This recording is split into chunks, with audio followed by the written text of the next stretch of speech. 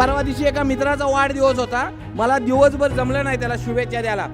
जवळचा एकदम मित्र, रात्री 11ला गेलो, त्याला शुभेच्छा दिल्या. म्हणलो आई भावानी तुला उदंड आयुष्य देव, तुला जन्मदिनाच्या मनपूर्वक शुभेच्छा. गळाभेट घेतली.